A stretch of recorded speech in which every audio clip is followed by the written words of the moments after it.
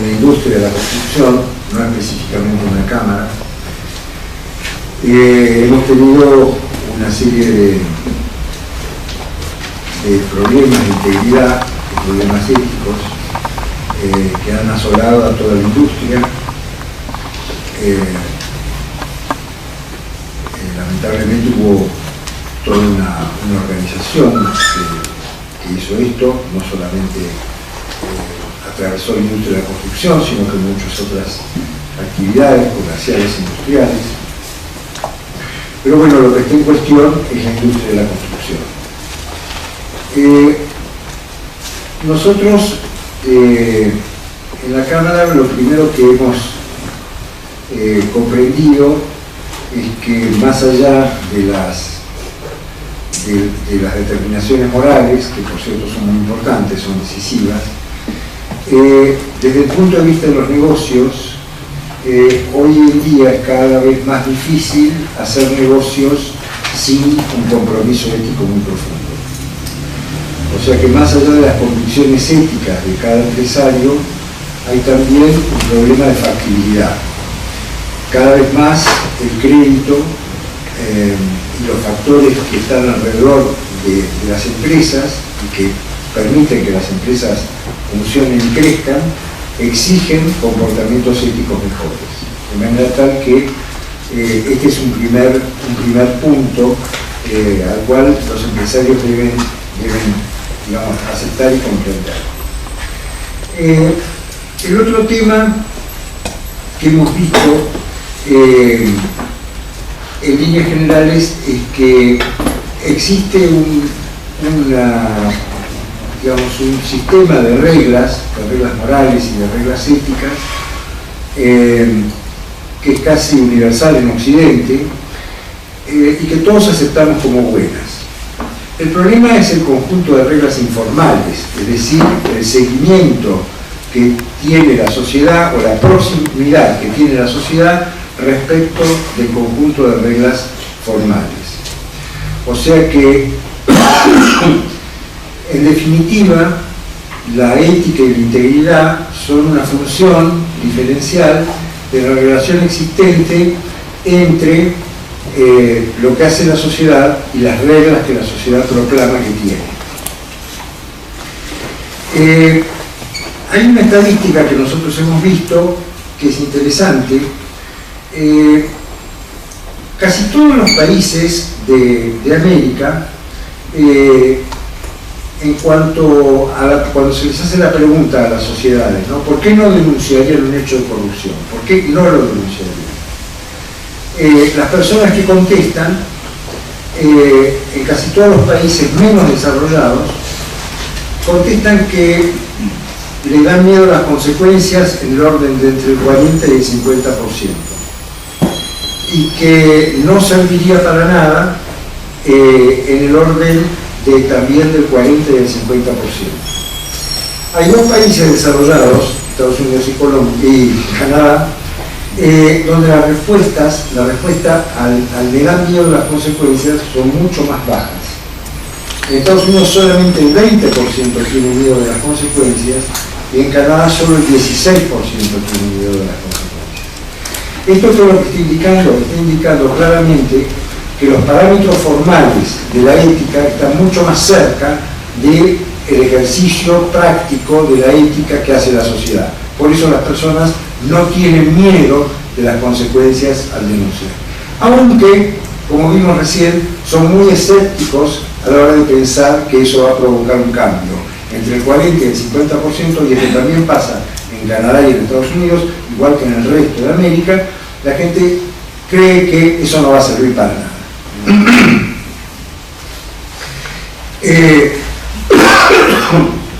Nuestro país es un país anómico. Los argentinos no cumplimos las reglas. Y la distancia entre las reglas formales y las reglas informales es abismal. Hace, digamos, en 2001, en una gran crisis, la gente cortaba las calles, por supuesto estaban sufriendo una enormidad. Cualquier tipo de ese acto de alguna manera se comprendía o se justificaba. 20 años después seguimos cortando las calles por cualquier pavada y no hay no hay proximidad entre el sistema de reglas formales y el sistema informal. A nadie se le ocurriría que se pueda castigar a los 30 tipos que corren en una calle y no dejan que pasen 5.000 personas que van a trabajar. Este es un ejemplo mínimo, ínfimo, de a qué punto ha llegado la anomia en nuestro país. Y hay otra cosa peor, que es que la anomia ha sido creciente. Los que están de la mitad para adelante de esta sala, todos recordamos que la anomia era mucho menor cuando nosotros éramos más jóvenes. O sea, que las reglas se cumplían más.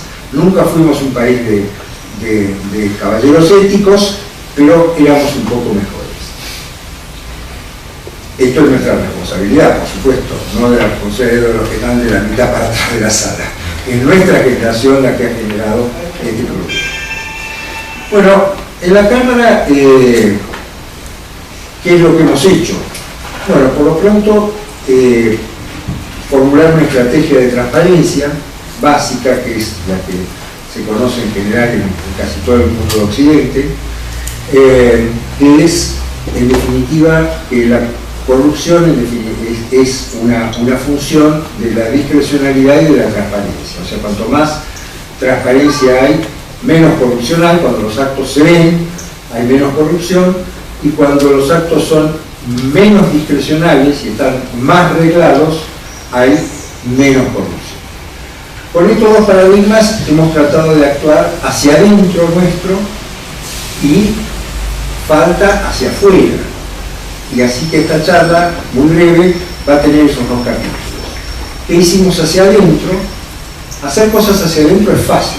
El asunto es cambiar la realidad que está afuera.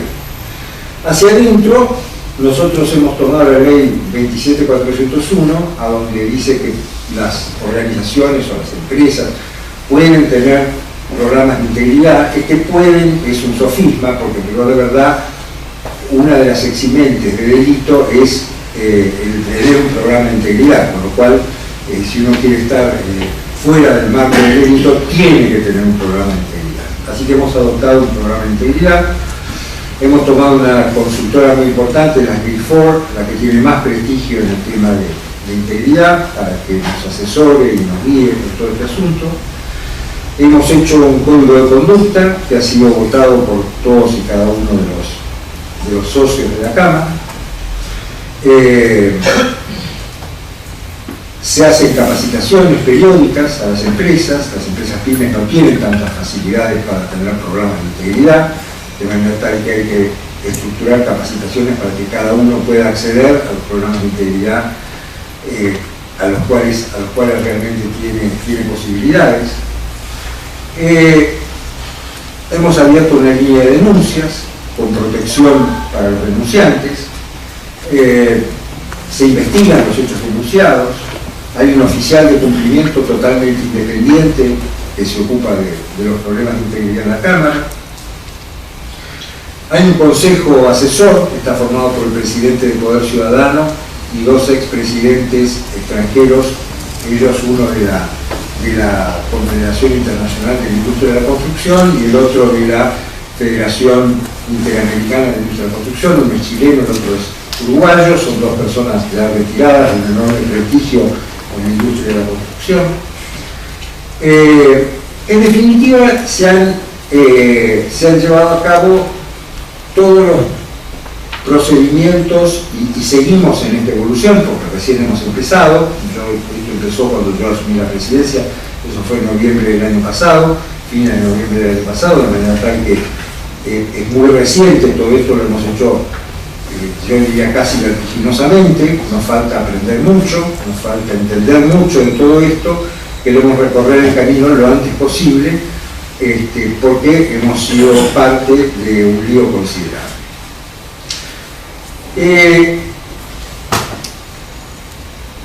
Ahora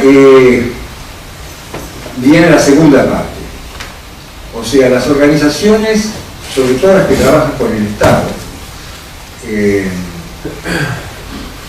donde, digamos, los socios de la Cámara hacen obras privadas y obras públicas. En las obras privadas los problemas de integridad son muy menores y la realidad es que no han salido a la luz porque prácticamente no existen, o son problemas que tienen intraempresa, que hay un empleado, no sé qué.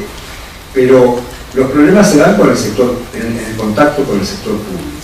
Casi un 30% de nuestra industria tiene contacto con el sector público, hace contratos públicos. Bueno, los contratos públicos en Argentina están regidos, hablo de la administración de los contratos. Para administrar un contrato, la administración de los contratos está regida por un sistema jurídico que se llama el derecho administrativo. El derecho administrativo argentino es un derecho administrativo que tiene más de 60 años en su concepción, es muy absolutista, y la fórmula de la cual yo mencioné recién, donde decía que la corrupción era una función de la transparencia y de la discrecionalidad, bueno, la fórmula está aplicada exactamente al revés. Hay muchísima discrecionalidad y poquísima transparencia. Esto no es un gobierno, otro gobierno o el gobierno anterior. Esto es un sistema de reglas que existe. Uno lo lee y es de esa manera. La administración argentina no tiene plazos para decidir. Decide cuando le da la gana. La ley de administración financiera en Argentina, esto es un récord casi mundial, yo no he encontrado en la legislación comparada otra ley que diga que el Estado paga cuando quiere. O sea, hay una ley de presupuesto donde se fijan las partidas, los ítems, en esta casa son expertos en todo eso, y está bárbaro. Todos votamos, aplaudimos y terminó este episodio. Después viene la Secretaría de Hacienda, que es la que fija una cosa que se llama la cuota compromiso, para la cual no tiene absolutamente ninguna regla, hace lo que le parece. No está sujeta a contratos, o sea, el hecho de tener un contrato no pesa nada frente a la potestad absoluta de la Secretaría de Hacienda.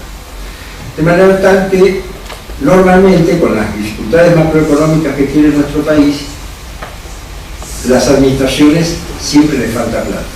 Porque además, como todos ustedes saben, lo primero que se corta en Argentina cuando falta el dinero no es la inversión, no es el gasto, siempre es la inversión.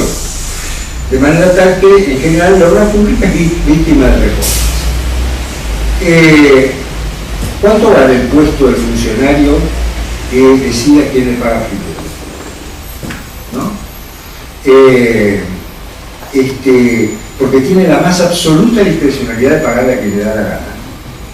Hoy también, después de los cuadernos, antes de los cuadernos, mucho antes de los cuadernos, siempre ha sido igual desde esta ley de administración financiera.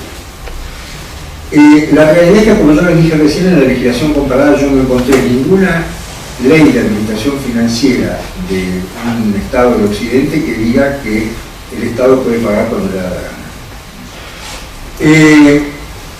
El otro tema es, particularmente, y estamos hablando de la industria de la construcción, los contratos de construcción son de muy largo plazo. Son contratos que duran 2, 3, 4 años. En nuestro país vivimos en crisis macroeconómica, atrás de que cuando estamos saliendo de una crisis macroeconómica, en realidad estamos preparando otra que va a estallar 6, 7 años después. Cada vez el plazo es más corto. Todo esto repercute en los contratos de obras públicas, porque naturalmente no hay ningún sistema que pueda ajustar los precios a semejantes condiciones. Por otro lado, los contratos, sobre todo los contratos de ingeniería, los caminos, las represas, se ejecutan en la naturaleza. Y la naturaleza cambia todo el tiempo. Desde que yo ejecuté un proyecto hasta que lo hago, la naturaleza seguramente cambió. Ahora, desde que yo ejecuto un proyecto hasta que lo construyo, ese plazo es breve, bueno, el cambio es poco.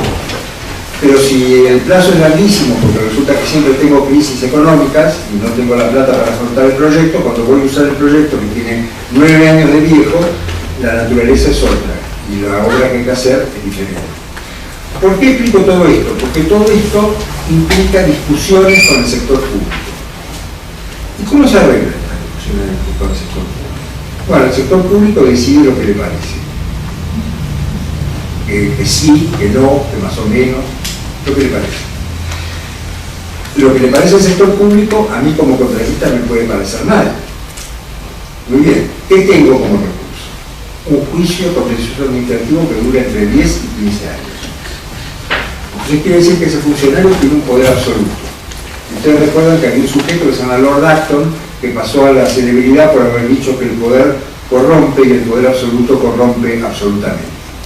Entonces el funcionario que tiene, digamos, una decisión que va a ser sujeta a revisión dentro de 10 años, cuando quizás ya ni siquiera esté en la administración, tiene un poder absoluto sobre el contratante privado. Entonces la realidad es que, por un lado, están los que nosotros podemos hacer en el sector privado para prevenir desvíos de la integridad. Y por otro lado está lo que tenemos que hacer, los que contratamos con el Estado, lo que tenemos que conseguir que el Estado haga para que realmente estas desviaciones no se produzcan más. Es muy difícil la disyuntiva de quien tiene un contrato grande y una discusión importantísima en la que le va a la compañía cuando le dicen que para tal cosa le piden tal otra. O al revés, él, sabiendo la discrecionalidad que posee el funcionario, se le ocurre el negocio de ofrecerle tal cosa para que el funcionario decida algo que está mal, porque total, eso se podrá revisar dentro de 10 años. Es más, si él no protesta no lo va a revisar nadie. Entonces, la estructura de la administración tiene que cambiar. Las propuestas para cambiar la estructura de la administración, muy breves, son dos. Y además son simplísimas, existen desde 100 años. Si uno quiere que estas cosas no pasen, es facilísimo. Una es poner tribunales arbitrales en todos los contratos, como se ha hecho con los recientes contratos de participación público-privada. Con eso la decisión en vez de 10 años tarda 4 meses. Y nadie tiene ningún poder absoluto. Lo otro es un instrumento que se usa en muchísimos lugares, que se llama boleta de crédito, donde cuando la administración no puede pagar, emite una deuda flotante al siguiente ejercicio fiscal que se compensa contra impuestos. De manera tal que, en definitiva, el señor que está haciendo el contrato siempre cobra, porque eso lo descuenta en el mercado de capitales, y este asunto ha terminado. ¿Por qué no se adoptan estas cosas en el sistema de administración de contratos de Argentina? Yo no pienso que haya una finalidad de enriquecimiento ilícito y una cosa. Pienso simplemente que en nuestro país existe un culto al Estado. El Estado pesa el 47% del PBI en Argentina. 47%. Hace 15 años pesaba el 27%. A los argentinos nos parece que el Estado siempre está bien, y a los políticos argentinos les parece que el Estado tiene que tener mucho poder y que hay que defenderlo, cuando en realidad hay que defender a los individuos del Estado. Y esta concepción que tenemos en Argentina dentro de nuestra política, dentro de nuestra ética, dentro de nuestra manera de creer, es la que lleva a un Estado que tiene esos poderes tan extensos que ya casi ningún Estado de Occidente ostenta. Ustedes fíjense que para los contratos donde tiene que haber financiación externa, porque digamos, nosotros hemos hecho esfuerzos, al revés de todo el resto de los países que hacen esfuerzos para tener un mercado de capitales grande, nosotros hemos hecho todos los esfuerzos posibles para ver si lo destruimos. Lo hemos conseguido. El mercado de capitales de Argentina proporcionalmente es uno de los más pequeños de América Latina, proporcionalmente al tamaño de su economía. Ahora, entonces, si se hacen obras con financiación, necesariamente la financiación hay que buscarla en el mercado de capitales externos, así que va a haber que ir a bancos de inversión que van a buscar la plata en otros mercados. Muy bien. Todos esos contratos que se hacen tienen las instituciones que voy a mencionar, porque ningún proveedor de ningún financista internacional se va a someter a juicios que duran 10 años, ni a una ley de financiera que dice que yo pago cuando quiero. Todas estas cosas no existen. De manera tal que cuando Argentina necesita plata del exterior, todo esto inmediatamente se corrige. De manera tal que, bueno, como resumen, porque ya creo que se acaba el tiempo, en el sector privado, que tiene un contacto muy fuerte con el sector público, la integridad y la ética de los negocios es necesariamente un diálogo. El sector privado, impulsado por su convicción o por la ley 27401, lo que cada uno prefiera, está haciendo todo lo posible por llegar a esos niveles. Pero si no hacemos un cambio importantísimo en el sector público, va a ser muy difícil que los resultados que se quieren se consigan. Nada más que eso.